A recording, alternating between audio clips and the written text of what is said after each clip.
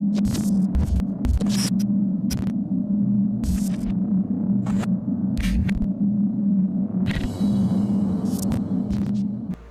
gente! Sejam bem-vindos ao meu canal. Se você é novo por aqui, eu costumo falar sobre casos criminais reais nas quartas. E em alguns domingos eu falo sobre mitos e lendas enquanto eu maquio ou outras histórias. Então, se você gosta desse tipo de conteúdo, não se esqueça de se inscrever e deixar seu like, que é muito importante para a divulgação do canal. E se você tem alguma sugestão de casos criminais, mitos, lendas ou basicamente qualquer tipo de história, é só comentar aqui embaixo que eu anoto tudo e tento trazer o mais rápido possível. E caso você tenha alguma história real que aconteceu com você ou com alguém de sua família que envolva algum tipo de caso criminal ou até mesmo ali alguma coisinha mais sobrenatural, é só mandar por e-mail ddmeia-noitestories@gmail.com, que assim que tivermos e-mail o suficiente, a gente começa o nosso novo quadro depois da meia-noite. Então, chega de blá blá e vamos ao caso de hoje.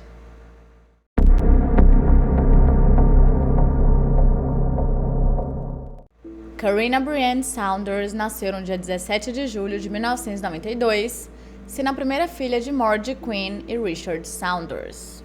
E apesar de ela ter mais 8 irmãos, porque sim, Margie e Richard aparentemente gostavam de ter filho, afinal eles tiveram 9, Karina, mesmo assim, conseguia sempre se destacar ali, chamar bastante atenção das pessoas ao seu redor.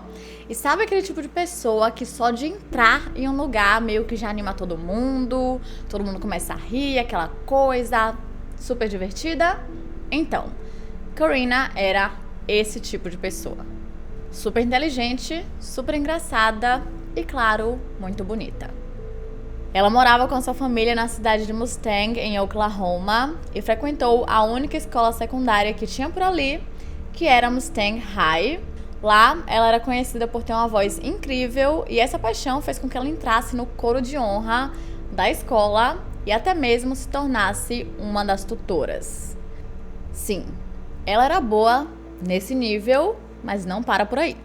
Como eu falei, Karina era super inteligente e ela chegou a ganhar por 3 anos consecutivos o concurso de ortografia e também as competições de matemática. Definitivamente eu não era esse tipo de aluna. Em um certo ano, ela ganhou o torneio estadual de contabilidade e desde então ela planejava se tornar uma contadora caso o seu plano, o seu grande sonho de se tornar uma cantora de ópera profissional não desse certo. Tá bom pra vocês? Mas claro que a sua vida não se focava ali 100% na escola e nas suas atividades extracurriculares. Ela tinha uma facilidade gigantesca de fazer novos amigos, então ela podia ter um grupo aqui de pessoas muito mais calmas e tranquilas, mas ao mesmo tempo ela também se dava bem com grupos de pessoas mais agitadas. Ela era esse tipo de pessoa, meio que um camaleãozinho. E também ela era cômica, sabe aquela piada de tio que ninguém ri? Ela fazia esse tipo de piada, mas pelo fato de ela ser tão engraçada, todo mundo ria. Em 2010, Karina se formou na Mustang High School, e na verdade ela se formou antes do que deveria por conta da sua inteligência, mas é aqui que as coisas começam a dar errado em sua vida. Talvez pelo fato de ela ter uma alma tão limpa e bonita, isso poderia ter feito com que ela não estivesse preparada para o mundo fora de sua cidade pequena, ou talvez pessoas muito maldosas se aproveitaram da sua ingenuidade e a levaram para o mau caminho. Logo após se formar na escola, ela começou a experimentar algumas substâncias ilícitas e até 2011 ela já estava lutando contra um vício e também experimentando coisas muito pesadas. No verão daquele mesmo ano, ela entrou em um centro de reabilitação para ver se ela conseguia recomeçar e seguir com sua vida. E realmente parece que funcionou, porque quando ela saiu, ela estava bem melhor. No dia 18 de setembro de 2011, Karina estava com 19 anos de idade e tinha acabado de sair da reabilitação. Então, ela e sua mãe, Margie, decidiram sair juntas, relembrar um pouco dos velhos tempos. E de acordo com Margie, ela realmente parecia estar indo bem. E na verdade era a primeira vez desde que ela se formou da escola que ela parecia que estava no caminho certo e seguindo com as coisas que ela realmente queria. Naquele dia, as duas foram para a igreja nazarena local que elas costumavam frequentar, Ficaram lá um tempo conversando e Corinne até postou nas suas redes sociais, acredito que a que ela mais usava era o Facebook, porque ela não tinha outro meio de comunicação, ela não tinha um carro próprio, então ela não podia ficar indo para os lugares, e ela também não tinha um celular. Então essa era a forma que ela mantinha todo mundo atualizado, tanto seus familiares quanto seus amigos. Mais tarde, quando ela e sua mãe resolveram tudo que tinham para resolver e conversaram bastante, elas se separaram e Corinne foi para casa. Naquela época, ela estava morando com a sua prima de 22 anos de idade, chamada Catherine Jo Bloodworth, que era quase como uma irmã para ela. Elas eram bem próximas e costumavam compartilhar tudo de suas vidas uma para a outra. Um pouco mais de uma semana depois, no dia 28 de setembro, Corinna Saunders fez a sua última postagem no Facebook. Nessa postagem, ela perguntou o que todo mundo estava fazendo naquela noite, meio que para tentar descobrir se estava acontecendo alguma coisa legal, o que tinha de bom. Mas, como pouquíssimas pessoas viram a publicação, ela teve poucas respostas. Até hoje, ninguém sabe exatamente o que ela planejava fazer naquele dia, mas acredita-se que ela estava começando a voltar para a sua vida anterior, ou seja, para o grupo de amigos não tão legais assim. Acontece que quando você tá na reabilitação, é muito mais fácil você não utilizar substâncias, não se envolver com esse tipo de coisa. Mas quando você sai, você tem todos os fatores externos, tem os seus antigos amigos, nada legais, que ficam ali tentando te puxar de volta. E também não tem ninguém ali te forçando a não usar nada. Então, realmente é muito complicado. Mas o que sabemos é que ela tinha um plano, porque ela pediu carona para Catherine, porque ela iria se encontrar com uma pessoa. Então, elas foram para o Taco Bell, que ficava ao lado da Interestadual 40, perto de um cruzamento ao longo da Avenida Rockwell. Corinne estava vestindo uma camisa branca lisa e uma calça de moletom cinza da Victoria's Secret, que tinha a palavra Pink na parte de trás. De acordo com sua prima, Catherine, ela entrou em um Chevrolet Blazer azul ou cinza que deveria ser dos anos 90, antes de cada uma seguir o seu caminho. Mais tarde, o dono desse veículo foi identificado como sendo um homem de 44 anos de idade, chamado Kenny Richards. Aparentemente, os dois já eram amigos há algum tempo. Parece que ela já tinha mencionado o nome dele para sua família e para alguns amigos. E ela também, aparentemente, estava envolvida com ele em algum esquema de garotas de programa, mas não se sabe se ele estava tentando puxá-la para isso ou se ela já estava fazendo parte.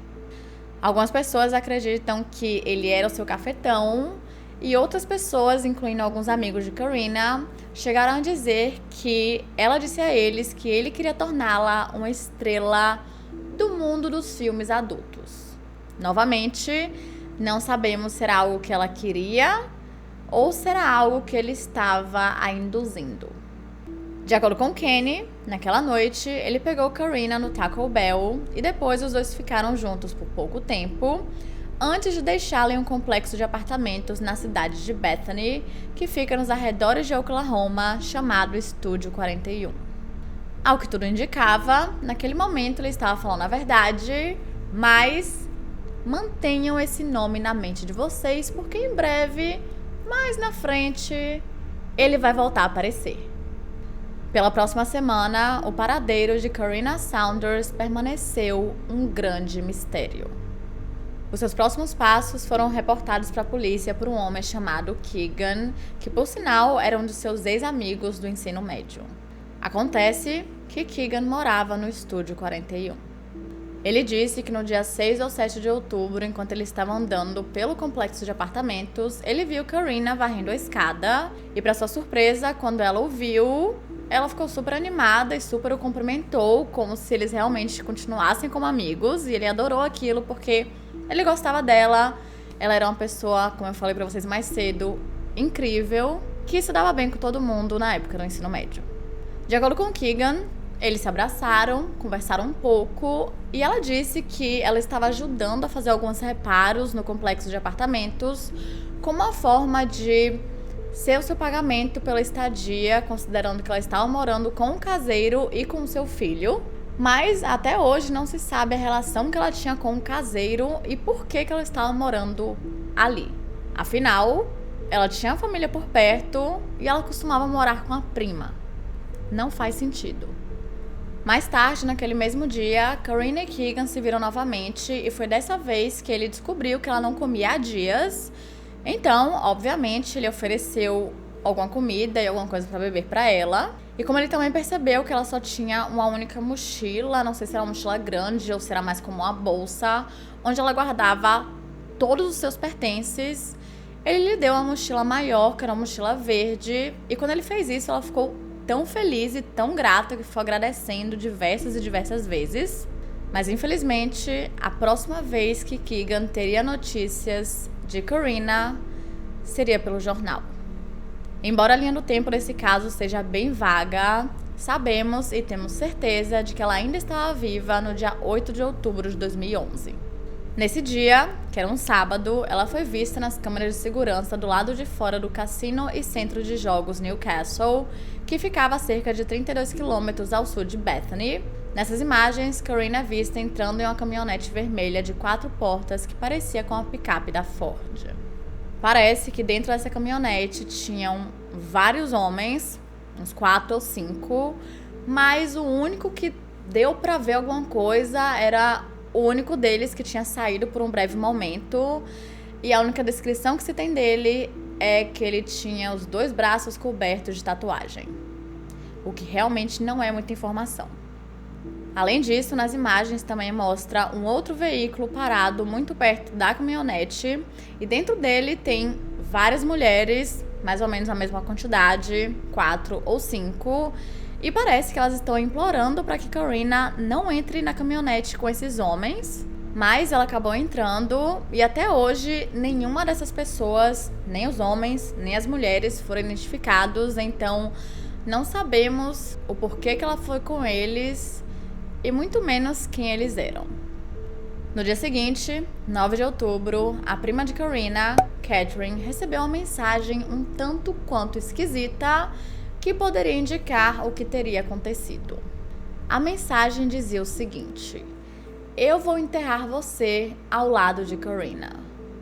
Obviamente, assim que ela recebeu essa mensagem, ela foi correndo para o departamento de polícia de Oklahoma e essa pessoa que enviou essa mensagem agradável foi identificado como sendo um jovem chamado Kyle Savage, que por sinal era amigo de Karina Saunders há 2 anos. Com um amigo desses, quem precisa de inimigo, não é mesmo? Para ficar ainda mais suspeito, ele e Karina haviam trocado mensagens pelas últimas semanas antes do seu desaparecimento. Quando ele foi interrogado, ele disse que as mensagens haviam sido tiradas do contexto e sido mal interpretadas, e ainda disse que ele não sabia que ele havia enviado aquela mensagem para Catherine, porque ele achava que ele havia enviado para um outro amigo, o que obviamente continua sendo muito esquisito. Tipo, por que diabos ele estaria enviando uma mensagem desse tipo para qualquer pessoa? Suspeito. Logo após receber a mensagem, Catherine a mostrou para Margie Quinn, a mãe de Karina, e no dia seguinte, dia 10 de outubro, ela preencheu um relatório de pessoas desaparecidas e passou o dia pendurando cartazes pela região. Ela também começou a entrar em contato com todos os amigos da filha, na esperança de que alguém conseguisse dar alguma informação que levasse ao seu paradeiro, mas lá no fundo, Margie tinha certeza de que alguma coisa muito ruim tinha acontecido, principalmente pelo fato de que Karina não postava nada em suas redes sociais há mais de uma semana, e isso definitivamente não era algo que ela costumava fazer, além de que vários de seus amigos não tinham nenhum contato com ela há quase um mês. No dia 13 de outubro, apenas 3 dias depois, um grupo de resgate de animais que estava tentando capturar gatos selvagens na parte de trás da mercearia Homeland, que ficava muito perto do Taco Bell, acabaram encontrando uma mochila preta e um saco de lavanderia, e ambos estavam com um cheiro simplesmente terrível. Imediatamente, o grupo ligou para a polícia.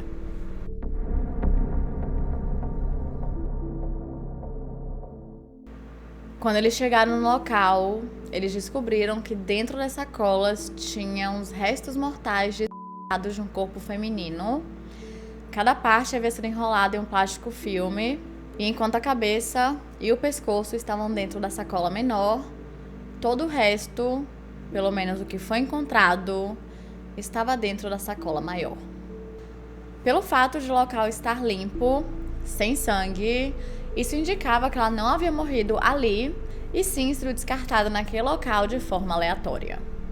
Mais tarde, os investigadores acreditavam que ela havia morrido de 3 a 4 dias devido ao seu estado de decomposição.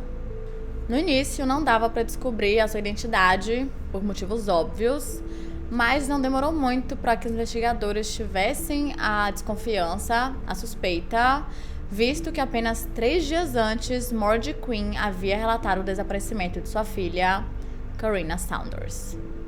No dia 14, o Departamento de Polícia de Bethany se reuniu com a família e eles pediram os registros dentários de Corrina, e por motivos óbvios, eles não permitiram que a família visse o seu corpo para que fizessem a identificação.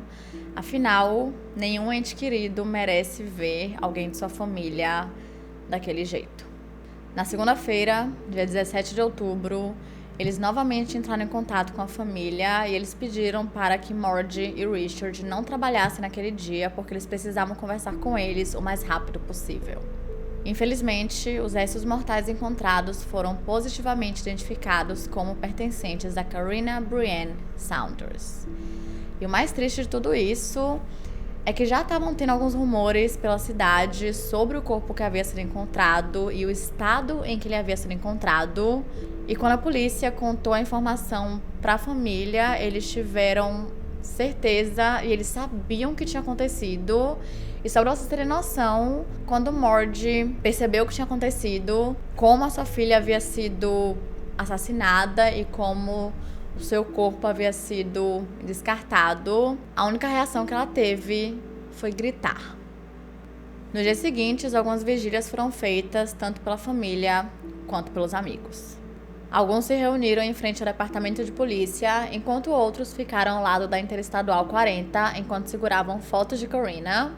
Na mesma semana, foi realizado um memorial na igreja nazarena local, que era a mesma em que ela havia ido com a mãe pouco antes do seu desaparecimento, e ela foi enterrada no cemitério de Mustang, e a sua lápide tinha o formato de borboleta, visto que ela amava borboletas e que também, de acordo com sua mãe, as borboletas têm vidas muito curtas. Os resultados de sua autópsia não foram revelados ao público por alguns meses, porque os investigadores estavam com medo de que isso acabasse prejudicando a investigação. E a morte de Corrina Saunders foi classificada como morte violenta e rotulada como homicídio no relatório oficial. Apesar de boa parte do seu corpo ter sido encontrado dentro das sacolas, algumas partes não foram encontradas até hoje, como, por exemplo, as suas mãos e os seus pés, assim como o seu antebraço e também o seu seio esquerdo, além de suas roupas e também de alguns outros objetos pessoais.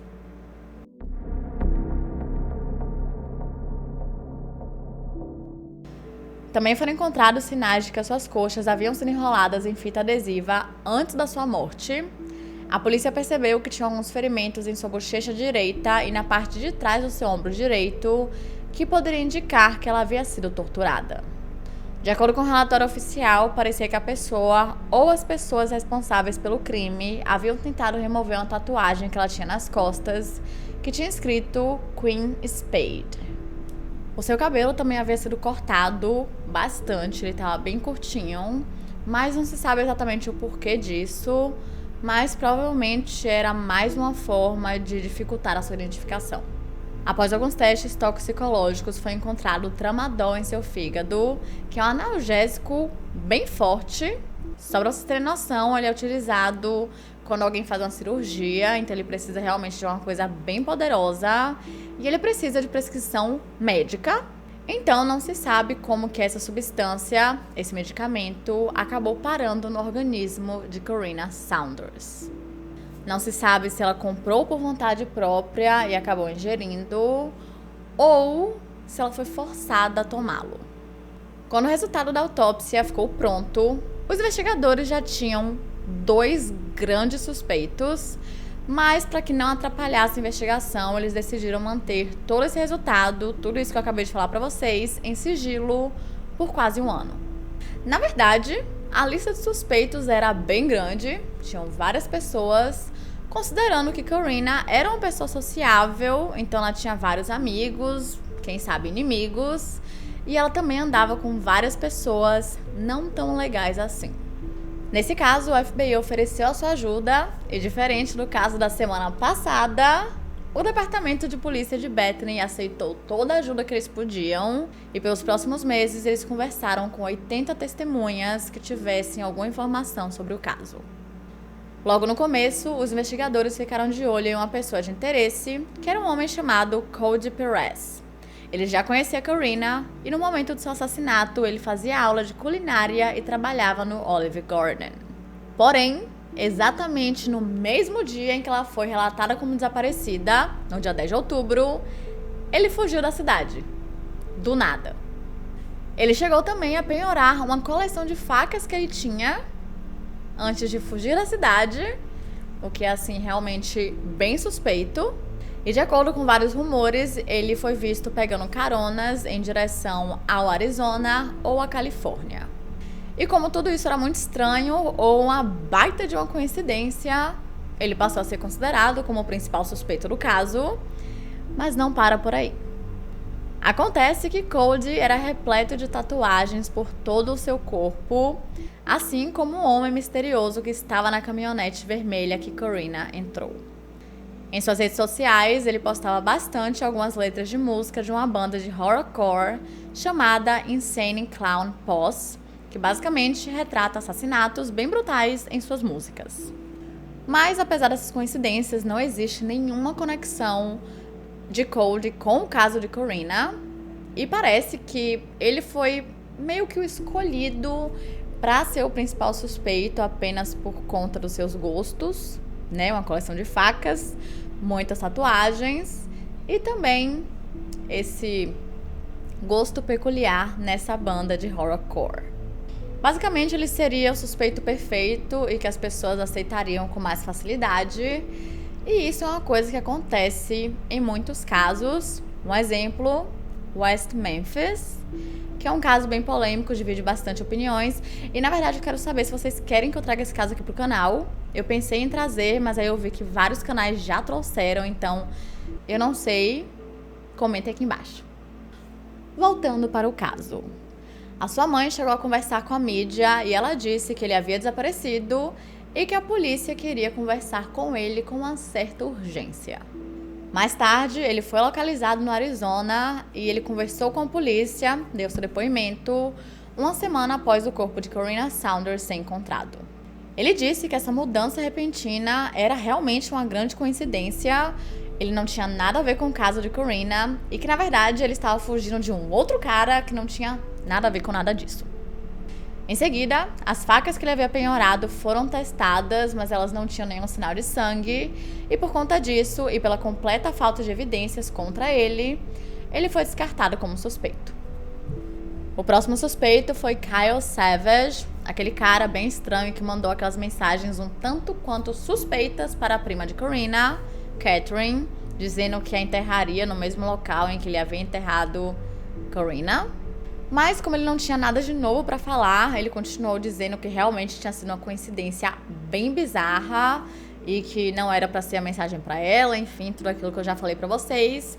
E por conta disso, ele também acabou sendo descartado como suspeito. Foi então que a polícia virou a sua atenção para uma casa localizada na rua S. Harvey, número 3500. Porém, a esse ponto não existia mais uma casa, ela havia sido demolida e agora só tinha apenas o terreno baldio. E é aqui que as coisas começam a ficar tensas. Coincidentemente, a casa havia sido demolida exatamente no mesmo dia em que o corpo de Corinna foi encontrado, e aquela casa também tinha uma certa reputação, uma história um tanto quanto conturbada, sendo o ponto de encontro de vários bandidos, gangues e usuários de substâncias ilícitas. Os vizinhos se referiam a ela como uma casa de drogas, que era frequentada por pessoas nada legais, como eu falei pra vocês, Gangues, pessoas muito viciadas em substâncias ilícitas também iam para lá com bastante frequência, assim como garotas de programa. E no geral, era um lugar com muita violência. Só para vocês terem noção, a polícia já havia sido chamada diversas vezes, incluindo uma em 2010, quando um homem que era um criminoso tentou tirar sua própria vida lá dentro, e outra em 2011, quando alguma pessoa tentou incendiar a casa. Pois é. Quando ela foi demolida em outubro de 2011, a comunidade amou aquilo, porque não era nem de longe o lugar mais seguro e meio que estragava, né, a comunidade que eles tinham ali. Não era seguro para as crianças, para os adolescentes e basicamente para ninguém. E mais tarde, quando os vizinhos foram procurados para conversar com a polícia, eles contaram várias histórias terríveis. Mas quando o terreno foi vasculhado à procura de alguma evidência, pista, qualquer coisa em relação ao caso de Corrina Saunders, nada foi encontrado. Em maio de 2012, uma mulher chamada Tia, que estava saindo com um amigo em um motel chamado Bel Air, em Oklahoma, disse que quando esse amigo chamado Luiz foi no banheiro, ela decidiu ali dar uma vasculhada no seu celular, como quem não quer nada. Mas quando ela foi para a galeria de vídeos, ela encontrou um vídeo que tinha uma qualidade meio ruim, mas que mostrava todo o assassinato de Corrina. Ela reconheceu Corrina porque aparentemente ela já havia sido meio que a sua babá, porque parece que Corrina sempre precisava de alguém acompanhando para que ela não fizesse nada de errado. Não sei exatamente o que seria algo de errado, não sei se seria ela tentando fugir ou ela tentando usar substâncias ilícitas que ela não deveria, mas eu estou só especulando, não sabemos de nada disso. E Tia também disse que um amigo havia lhe dito que Luiz já havia feito alguns comentários bem violentos em relação a Corrina. Então, no dia 5 de julho de 2012, 2 homens foram acusados de assassinato em primeiro grau em relação ao caso de Corrina Saunders. Um deles era Luiz Ruiz, de 37 anos de idade, que havia sido preso alguns dias antes após ser acusado de furto em lojas. Após entrar sob custódia, ele descobriu que estava sendo acusado junto com um de seus amigos, Jimmy Massey, que era um homem de 33 anos de idade que tinha sido preso em dezembro do ano anterior por comercialização de substâncias ilícitas. Ambos os homens tinham vários antecedentes criminais, sendo a maioria relacionados a substâncias ilegais que se estendiam de Oklahoma. De acordo com as declarações fornecidas por Tia e também por algumas outras testemunhas, os investigadores acreditavam que existia uma suposta organização criminal, que por sinal era chefiada por Luiz e Jimmy, e tinham várias coisas, como por exemplo, tráfico de pessoas e possivelmente assassinatos. Os dois estavam ligados a vários outros criminosos conhecidos, incluindo um homem chamado Francisco Gomes, que havia sido preso no mesmo dia, mas mais tarde ele foi inocentado pela falta de evidência relacionada ao caso de Corrina. Além do depoimento de Tia, uma outra mulher foi falar com a polícia e ela se chamava Michelle. De acordo com ela foi sequestrada por Luiz e Jimmy e chegou a ser forçada a assistir todo o assassinato brutal de Corrina, mas por sorte ela conseguiu fugir quando eles não estavam prestando muita atenção e ela conseguiu fugir pela janela. De acordo com Michelle, ela acredita que ela foi forçada a assistir tudo isso porque seria meio que uma demonstração de poder e para mostrar que, se ela fizesse alguma coisa de errado, ela teria o mesmo fim. Possivelmente, todas as mulheres, se existissem outras, provavelmente Tia, Michelle e quem sabe Corrina, estariam envolvidas, forçadas ao tráfico humano, melhor, ao tráfico sexual, e depois seriam forçadas a trabalharem como garotas de programa.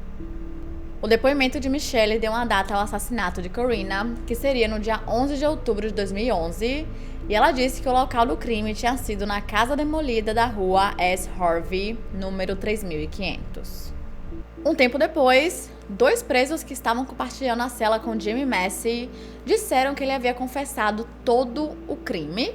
E esses 2 homens pareciam ter validado todas as declarações fornecidas por todas as testemunhas, incluindo Tia e Michelle, além do fato de que eles deram descrições extremamente detalhadas sobre como Luiz e Jimmy haviam decidido se descartado o corpo de Corinna da forma que eles descartaram.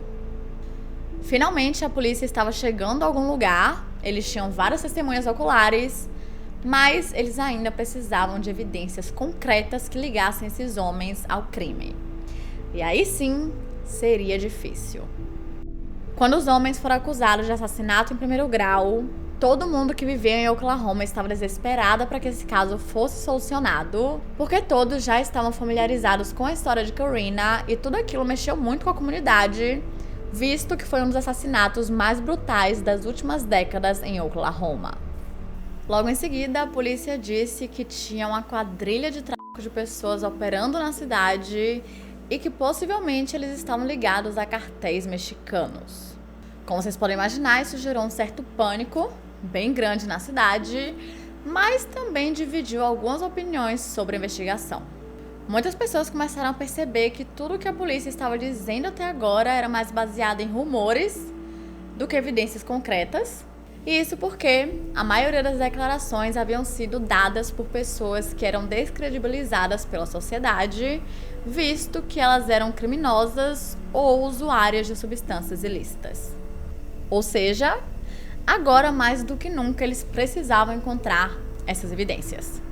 Eles continuaram conversando com outras pessoas, eles também checaram celulares, cartões SD, câmeras, qualquer tipo de dispositivo que pudesse ter esse tal vídeo que mostrava o assassinato de Corinna Saunders. Afinal, essa era a principal evidência que eles poderiam ter caso eles encontrassem, porque ela mostraria tudo e, consequentemente, eles veriam Luiz e Jimmy fazendo tudo ali.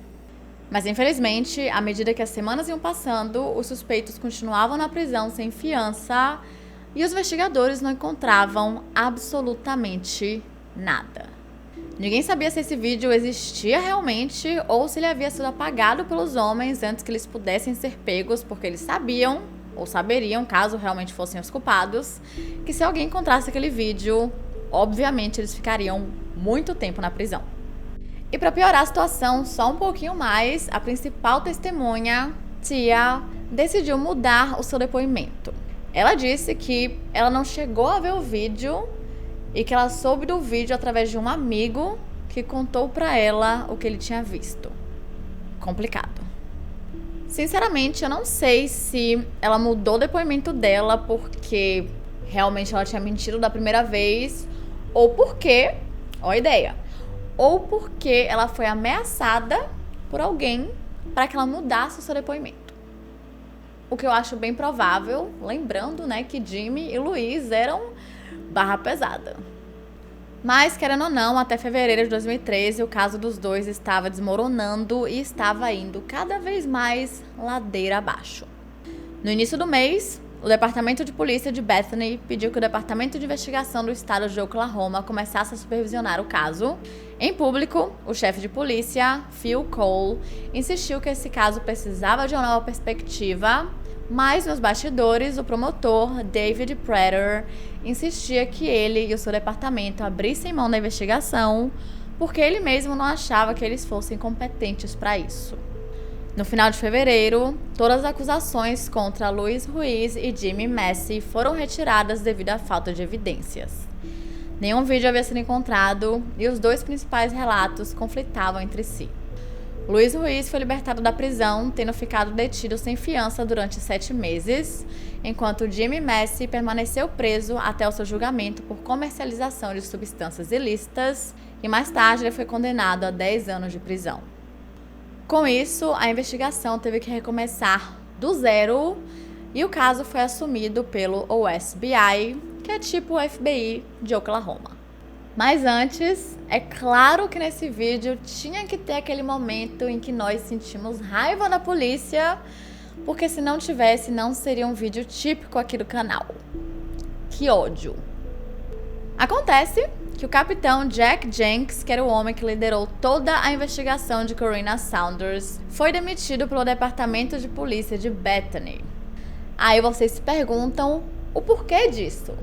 Então, foi descoberto que estavam faltando algumas provas na sala de evidências da polícia e ele foi ligado com uma pessoa responsável por isso.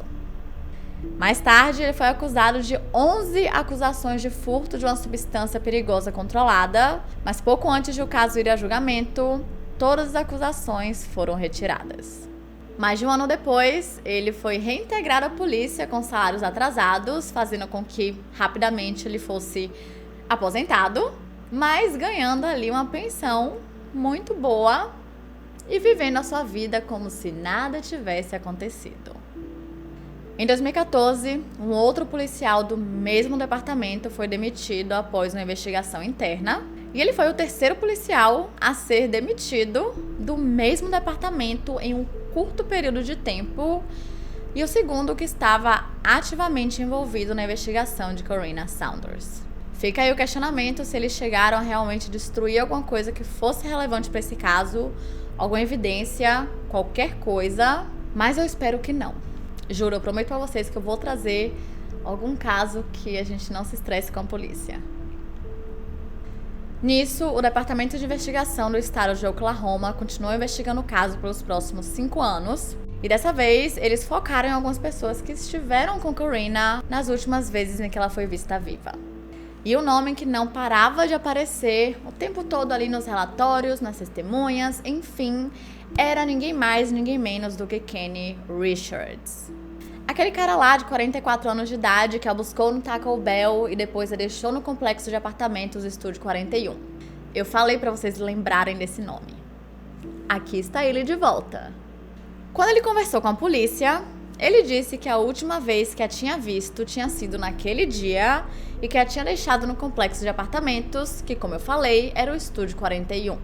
Na época, os investigadores não tinham motivo nenhum para desconfiar dele, mas nos meses seguintes algumas coisas começaram a aparecer. Em março de 2012, Kenny relatou a morte de uma jovem de 22 anos de idade que trabalhava em uma boate noturna chamada Night Trips. E logo no início, a polícia achou a sua morte muito esquisita porque ela tinha vários traumas no seu corpo, mas como nenhuma evidência foi encontrada, Kenny nunca foi acusado e nunca foi preso por isso. Isso poderia ter ligado os dois casos, visto que eram duas jovens com mais ou menos a mesma idade e que tinham morrido em circunstâncias bem esquisitas, mas na época a polícia estava muito focada em Louise e Jimmy, e isso fez com que eles ignorassem algumas coisas que estavam surgindo sobre Kenny Richards, porque eles achavam que isso poderia ser perda de tempo e, tem recursos da polícia, às vezes eles não podem investigar todo mundo porque eles não têm o dinheiro para isso. Em janeiro de 2013, 2 denúncias anônimas foram enviadas para a polícia de Bethany e elas alegavam que Kenny Richards havia matado Corinna Saunders e depois enterrado as suas roupas e os seus itens pessoais em sua propriedade. Uma dessas denúncias alegou que ele havia colocado esses itens em um tanque de metal que ele tinha em sua propriedade, que por sinal ele tinha desde 1995 até 2012, mais um ano após o assassinato de Corinna. Misteriosamente, ele decidiu vendê-la do nada. Essas denúncias não foram levadas a sério, como eu falei pra vocês, e elas foram arquivadas. E Kenny Richards só voltou a ser considerado um suspeito ou voltou a ser investigado em 2016, em novembro de 2016, pelo OSBI. No mesmo mês, o celular de Kenny foi confiscado enquanto ele foi preso e a polícia conseguiu um mandado de busca nesse celular e eles encontraram uma foto de Corinna, mais precisamente uma foto que ninguém havia visto até aquele momento. A foto ela não foi levada ao público, não sabemos que foto é essa, mas de alguma forma fez com que a polícia criasse esse interesse enorme nele e o considerasse como o principal suspeito do caso. Em abril de 2017, a polícia fez várias buscas relacionadas às denúncias anônimas que tinham sido feitas lá atrás, em 2013, e de acordo com o porta-voz do OSBI, eles realmente encontraram vários itens de interesse. Dentre esses itens tinha uma camisa feminina, uma jaqueta, uma sandália e também alguns outros objetos que não foram especificados. E tudo isso tinha sido encontrado nessa tal propriedade de Kenny que ele havia vendido em 2012. Em 2018, um doador anônimo ofereceu $50 mil para que o vídeo misterioso fosse enviado para seu e-mail. Se um vídeo não pudesse ser fornecido, a oferta cairia para $30 mil, Com a noção de que a identidade do assassino fosse fornecida, eles deram apenas um mês para qualquer um dar um passo à frente e, em um comunicado à imprensa, o doador afirmou que estava farto de que o caso não fosse solucionado e disse que, se ninguém aparecesse, o dinheiro seria destinado à contratação de 10 investigadores particulares e, ainda assim, se esse esforço não desse em nada, eles dobrariam a equipe. No final de 2020, os investigadores entraram em contato com o público para divulgar o esboço de uma pessoa que eles acreditavam ter sido vista no último local em que Karina foi vista, que tinha sido o cassino. Esse indivíduo não é um suspeito e nem uma pessoa de interesse. Os investigadores apenas querem conversar com ele, ver se ele sabe de alguma coisa ou não. E eu não sei vocês, mas esse esboço, esse retrato falado, se parece muito com o que seria uma versão mais jovem de Kenny Richards.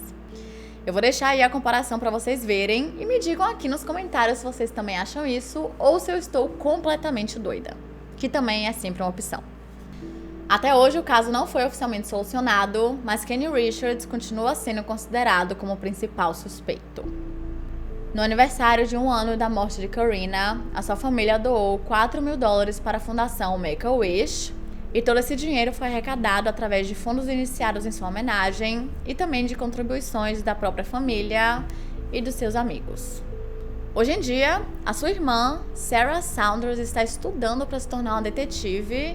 Desde a morte de sua irmã, ela ficou bem ativa em conscientizar as pessoas do tráfico humano, considerando que essa é a principal teoria do que realmente teria acontecido com Karina.